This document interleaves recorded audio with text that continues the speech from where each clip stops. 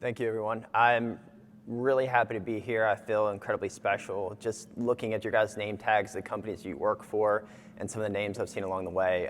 Thank you for this opportunity, and thank you for being here. So, GitOps. This is a tool that we've been working with for the last year and a half. It's been really exciting to me, kind of from my system administration background. It's been one of the most exciting tools, besides Kubernetes, that I've seen in the last year. So who am I? Ryan Cook. You can find me online at CookTheRyan, on Twitter, GitHub. What do I do? So initially, when I joined the Red Hat engineering team, I was working on reference architectures. We created a series of scripts that allowed you to easily install OpenShift on every provider that you can think of, bare metal, AWS, GCE, etc. Then, about a year ago, we made the switch over to hybrid cloud for OpenShift and Kubernetes. So this is everything from expanding your local data center and bursting into AWS, your workloads, or even just multi-cloud going from AWS regions across the United States. So hopefully you can tell by now the presentation is on GitOps. What I'm going to do is I'm going to actually go through some of our experience thus far.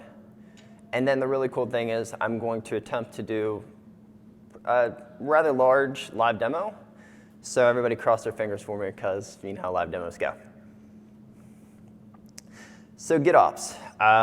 What pretty much GitOps is YAML objects that are stored in revision control. Most GitOps tools allow for templating with the use of Helm or Customize.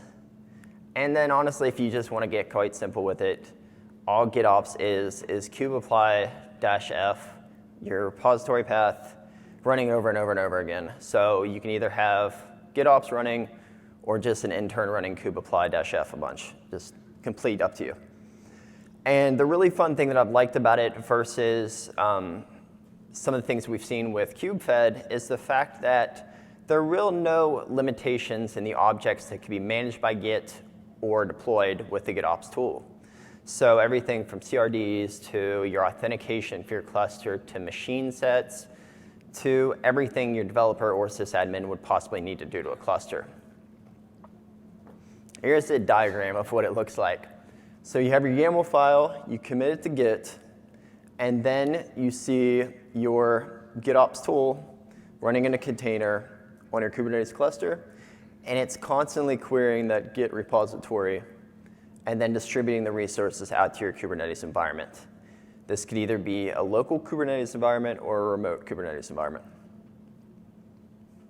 So some of the best practices that we've seen along the way with GitOps is for the tool that is doing the deployments of the GitOps objects, give it the least privileges as possible because this tool has the ability to create and remove namespaces, persistent storage, pretty much everything an administrator would be able to do.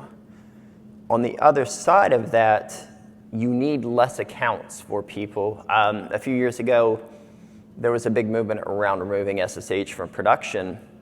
This is kind of the equivalent because the only tool that will be really interacting with your production environment is the GitOps tool itself. The next item is Kubernetes objects should be in a private repository. I'm not sure if anybody was looking on Hacker News yesterday or Reddit, but there's actually an app that's cruising through GitHub right now that is exposing secrets just on the fly as it finds them. So for all of your deployment items, keep those in a repository that's in a private repository, and it's outside of your application code. So you'll have your application code with, we'll say for example, Go app over here in a repository. Then in your separate repository, you'd have your deployment code. Another thing that you might not want to expose in a public repository with the Kubernetes objects is your routing information, what endpoints you have, things like that. Another item that we found that was incredibly helpful is to create, for the creation and recreation of the GitOps artifacts, is either just list all of the commands to deploy that application with your GitOps tool in the README, or if you're using a program, say for example, Argo CD, you can actually export all of those apps, is what Argo CD calls it, store those in Git, and then you could do what they call app of apps. So you give that a repository, and it will automatically just deploy it and really keeps you safe. So with that, here is the tools that we actually evaluated at the time. We have Argo CD, Flux by Weaveworks, which is incredibly popular, Cole's Eunomia, and Cube Applier. The main thing you really have to think about when you're choosing your GitOps tool is really what you're kind of looking for. Whether you want remote or remote cluster objects deployed, or you want to keep it local, whether you want to do pull versus push remediation, those are a couple of the concerns you have to think of. So the tool that we really focused on with our time was Argo CD. Not because it had a really cool image, but the reason why we liked Argo CD is that it has a great web UI. The web UI makes it very interesting to have as part of your admin and ops dashboard. It will tell you items that are remediated or anything out of sync or any errors that are possibly happening at the time. There's also the templating available, which I stated earlier with Helm or Customize. Then there's also multiple sync options. You have pruning, auto sync, and webhooks. Pruning is a really big one that you have to think about when you're evaluating your GitOps tools, because some of the tools actually will not even entertain pruning because it's kind of scary. It's deleting things off that do not match what is in your Git repository. So you also have the ability to add multiple remote clusters, which has been really helpful for us. That means we can deploy in one cloud and then manage many. And then lastly, there is an operator for GitOps that is currently in progress and set to be published in the Operator Hub. So what we'll be seeing today in the demonstration is the fact that we're going to have a multi-cluster management by Argo CD. Same image as earlier, items are in Git, and then it's deployed to 3 remote clusters. So let's go straight into a demo. What we're going to do is we're going to have a simple application where we're going to deploy a namespace, have a deployment, a service, and a route. I also left the URL here for you to take a look at that. But I'm going to go ahead and jump over to that. So right now, well, I wish that would have printed a little prettier. OK. So right now, as you see, we do not have what I'm going to call simple app deployed at all. Just a clean Kubernetes cluster. The only thing that has actually already been done in this Kubernetes cluster is Argo CD has been deployed. So Argo CD comes with a binary where it allows you to interact directly with Argo CD. So right here are the 3 remote clusters that we'll be working with today. And as you see, there is also this one, which is just the local cluster in which Argo CD is deployed.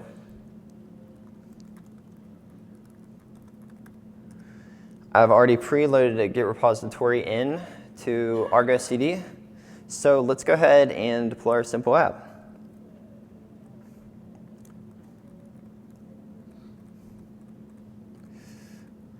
All right, so what we say is Argo CD app create. We specify a name for it, our Git repository that I showed you earlier, a path within that repository, where we want it to land, and then the destination namespace and the revision. The revision is important because that means you can fit your GitOps tool within your current pipelines. This could be the revision of dev, this could be the revision of production, and so on. You would just create an app per staging environment. We have set the sync policy to be automated and self-heal. I'll show the reason why we set sync policy of automated and self-heal just in a few moments. So what we're going to do is we're going to go ahead and launch that application. What that's going to do is it's going to tell Argo CD to go ahead and deploy those items.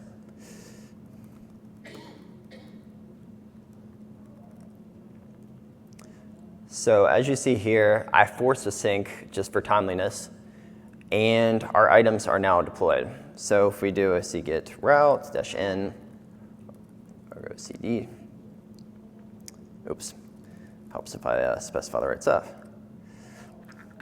Okay, so I can take this, pop it into my browser,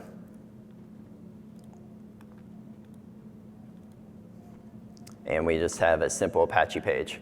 Nothing too crazy, nothing really exciting.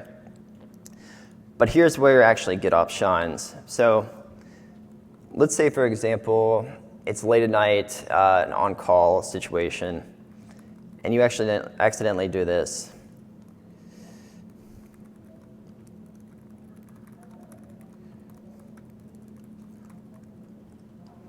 You accidentally delete the deployment of your application. That means you're going to have to go back and find all of these assets, redeploy them, and that's going to take a little bit of time. But the good thing about that self-heal that we saw earlier is that it's actually going to take care of that for you because it noticed that that issue happened, and 16 seconds ago it already recreated the deployment. So fast enough that I couldn't jump back in and say, hey, is this deploying yet? It actually already went ahead, fixed that deployment config, redeployed it, and your application is still online. So that's great and everything for just a simple app. Nothing too fancy there. But this is where Customize comes in. Customize was included in kubectl 1.14. And honestly, all it does is allows the ability to customize and override specific values in a generic layout. Seems like a lot of words, but so what that actually means is I have these base files. I have deployment, service, and then under those I have our overlays for development and production. So what I can actually do with this is say that, all right, I have a generic deployment defined, and it's going to tell my image to use any parameters, any environment variables, but in development, I only want 1 replica. But in production, I want 10. And that's all managed down here within the overlays section, rather than creating an individual deployment for both development and production, which makes it super simple to update and move around and make modifications to. And as well, you could specify, say, for example, a different image to use in development. And then when you're ready for production, then you would just swap that image into your deployment YAML. Both environments would use that image, and you're ready to go. So next, we're going to go into a customized demo. This is going to be kind of fun because you guys get to participate as well. So what we're going to do is we're going to deploy the game Pac-Man. We're also going to have MongoDB running on 3 clusters, 1 in US East 1 AWS, 1 in East 2 Ohio, and West 2, which is in Oregon. We're going to actually use Cloudflare to do all of our traffic routing for us. And real quick before we go any further, I know the topic of this was hybrid cloud.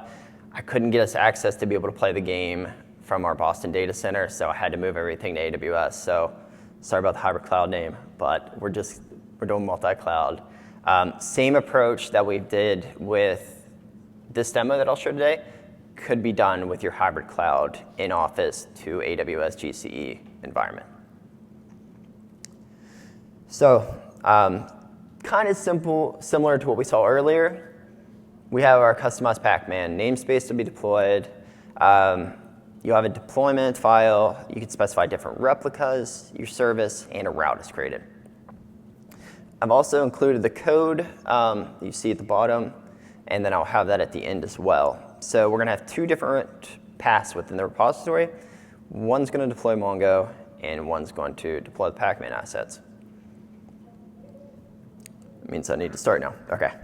So, all right. Going back to what we were talking about a little bit ago about your base and overlays. As you see with our base, we have all of our generic files that, regardless if the cluster is in Ohio or if the cluster is in Oregon, they apply to it, whether that's a secret or a namespace, cluster role, etc. These are things that are the same regardless of the geographic location. where we fix things per cluster is you see this cluster 1, for example. We have, right now, we're just setting the number of replicas for cluster 1. And the same could be said for the other clusters. So just those little intricate things that you kind of pull off your deployments that you have similarities, but you can make kind of changes to it. So let's get with some Pacman. So going back to our terminal, we're going to go ahead and create our MongoDB cluster. So we're going to use 3 MongoDB servers. Similar to what we did earlier, same specify repository, specify the path, specify me actually choosing the right application to deploy. Sorry about that.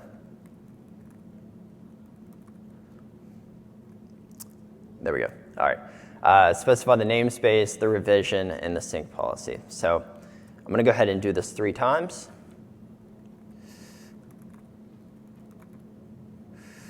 Okay, this is our cluster 2. And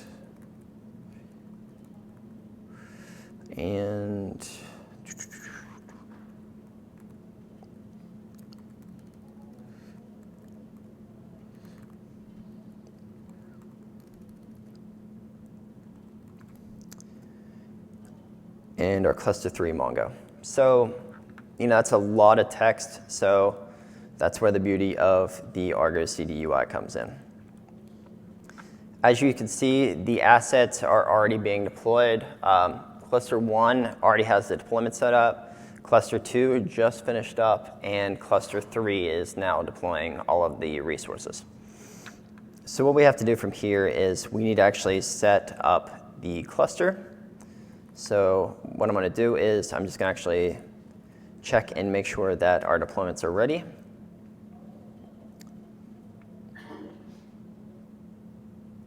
All right, cool. Now we can cluster them. So what I'm going to do is I'm actually just going to specify the pod that's running in cluster 1. I'm going to get its ID, and then I'm going to actually label the deployment. I'll label the pod to be set as the primary. Don't worry, we're going to fail a data center at some point. So just because we set this as primary right now doesn't mean that it's going to remain primary forever. So let's go ahead and take a look and make sure that we are where we need to be. So I'm actually just going to right now list the members of our Mongo cluster. As you see, we have our primary member and then our 2 secondary members. So that means our cluster is set up for Mongo. Now let's do some Pacman. So with Pacman, we're going to actually run a similar kind of command as earlier. Our name is Pacman in East 1. This will be running in East 1 AWS. We specify our cluster. We specify the cluster 1 overlay to use and the sync policy of automated. So that will be cluster 1 launched. App sync, Pacman East 1. So what I'm going to do is I'm actually going to force a sync just to make sure it deploys really fast because I'm looking at the clock. All right, so that means our application is deployed. We can also see this as well in the Argo CD UI. And then when I go to Cloudflare, I can see that my pool is healthy. So what's that mean? So we can go to pacman.demo-sysdesing. If you want to play Pacman on your phone, feel free to. The URL is right here. So one thing to note is you can see where the application is running, which was AWS, but also the specific zone or region within AWS. You see this is our East 1 as we specified earlier, as well as the pod name. So I'm going to go ahead and play some Pacman. These ghosts look delicious, so I'm going to attempt to eat them with no idea how to play. So, all right, so I'm going to go ahead and save my score just so that I can come back to it later and hopefully be a little bit better. And as you can see, all of our information is listed here, not too crazy special. So let's expand this application to our Ohio data center. So what we'll do is we'll create the application in East 2 data center as well. I'm going to force the sync just for speed. 2. It beat me to the punch. It's actually already syncing before I had the opportunity to tell it to sync. So going back to Argo CD, as you can see, it is in sync and healthy. Then within about 15 seconds, you will see that our pool will update here and East 2 will become healthy. So let's have some fun with it. Going back to our Argo CD application, let's say, for example, that our cluster 1 in US East 1, we need to take it down. We want to replace the storage with, we want to change out our storage class to use Rook or something like that. We don't want to use EBS anymore. So what I'll do is I'm just going to go ahead and delete this application. So what that means is we're actually going to delete that member out of the cluster. It no longer exists. Primary member is gone. And this is where the architecture that we showed earlier comes into play, that our database is still going to persist across the US, passing our scores back and forth. And we are going to keep playing the game. So it doesn't really make sense to be actually running the game now in East 1. So what we'll do is we'll make a modification to the overlay that we saw earlier for cluster 1, which was our East cluster. And we're just going to actually take it out of rotation.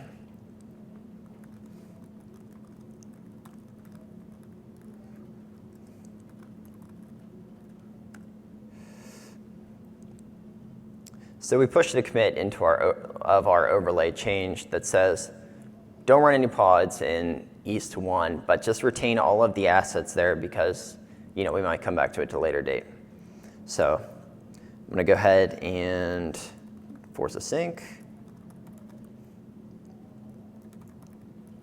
East 1.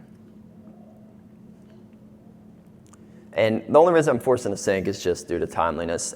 This would actually remediate on its own, as we saw with East 2 a minute ago, where it was faster than me at remediation.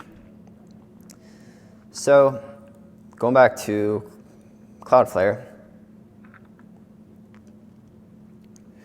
we're going to see that our pool members have 2 of 3. That means the East cluster should be spinning down soonly. So what we'll do is we'll go ahead and play our game again. And as you see, the zone is now the region of US East 2A. Going to play a little bit of Pac-Man again. That ghost still looked delicious. But as you see, I've gotten 20 points better, so it's all about small victories.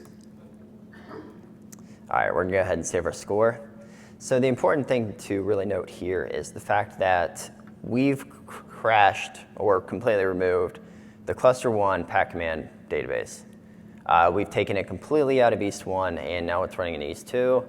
As you can see, someone is a lot better at Pac-Man than me. I am not offended, but the good thing is that shows that our application has been resilient and can handle this movement. So we've already changed our storage, for example, in our cluster 1. So let's just go ahead and re-add in our Mongo application to cluster 1 in US East.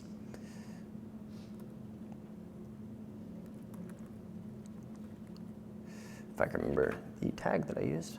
Sorry.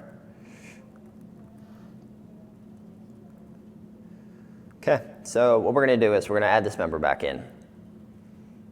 So this means that we're going to have 3 replicas yet again. And so what we'll do is the for loop that we used earlier, we're going to actually take a look at that and use it to see if we have that cluster again.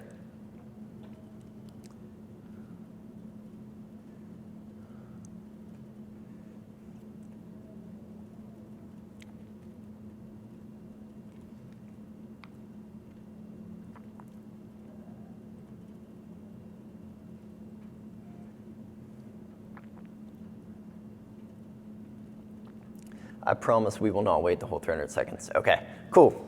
All right, so as you see here, our primary member is now East 2, but you see our secondary member of East 1 just came back into play. So lastly, let's go ahead and, the game's kind of laggy, let's move it just to Oregon. So let's go ahead and add that back into our cluster. So we'll add the Oregon data center to our cluster. So pacman West 2. So what we just did was define the application to run in West 2. And so these items are actually going to deploy Argo CD app sync.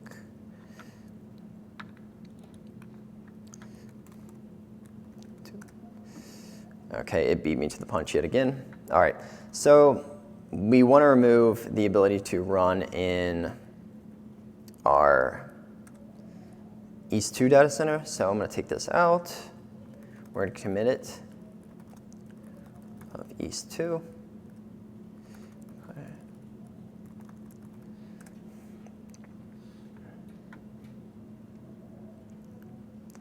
And I'm going to go ahead and force a sync due to being impatient.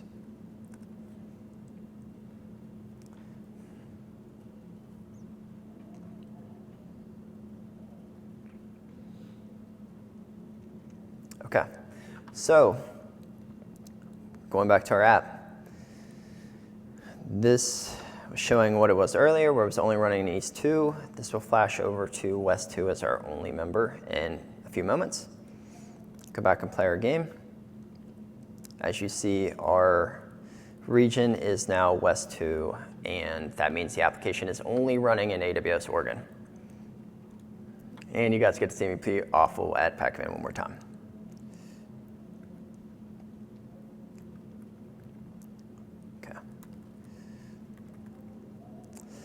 And so the last thing I'll do, I'll save that score, look at our high score with all 3 of our Mongo cluster members in place, and boom.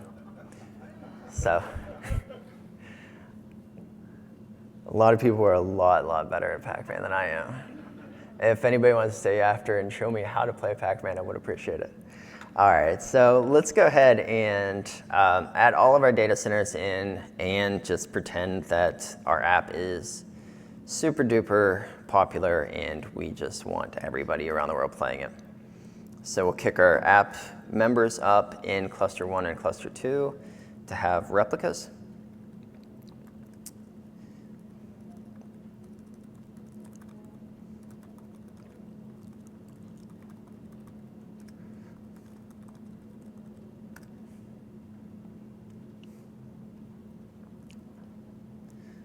And I'm going to be impatient one more time. Sync back East 1.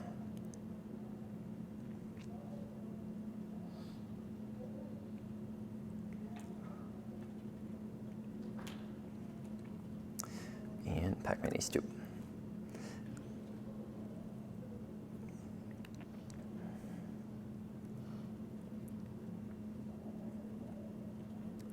So the really cool thing is now the application is running the pacman application stateless across all clouds across the United States.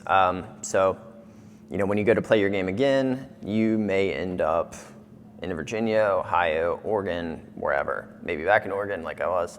But the good thing is the traffic is being routed, you know, to all of these different locations.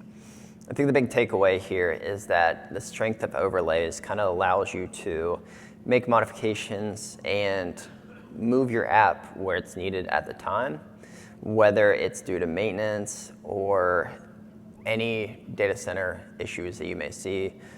Data center outages, you could just take this GitOps code, apply it to another cluster, and you are back off and running. So I think the strength really lies in the fact that you don't have to be panicky and try to remember how to deploy every piece of your application. You can just use the GitOps tool to kind of do your hard work for you. So a couple of the takeaways that I want to leave you guys with is just some resources. This is a link to the Argo CD project. I've also included a link to our OpenShift Federation dev GitHub repository. as well as 2 Katacoda scenarios where you have the ability to do a single cluster app deployment and management with Argo CD, and then also a multi-cluster scenario using Argo CD. Both these solutions will have a Git server deployed with the Argo CD application on the Katacoda servers, so you don't have to worry about doing any heavy lifting. You actually just get to enjoy testing the scenario.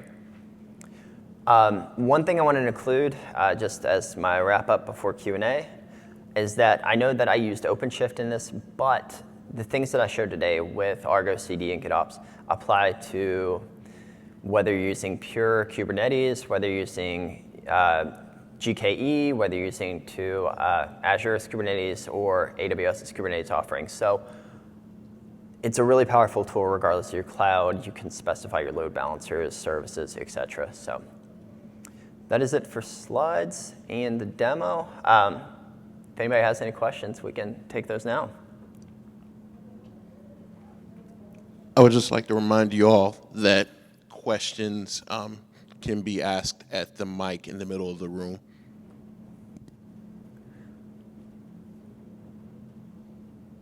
If you guys are still playing Pac-Man, I understand. I'm completely okay with that. Also, I will be down in the Red Hat booth just right after this. So if you do have any questions that you don't want to ask in the larger audience, feel free to come up as well. That's what I'm here for. So.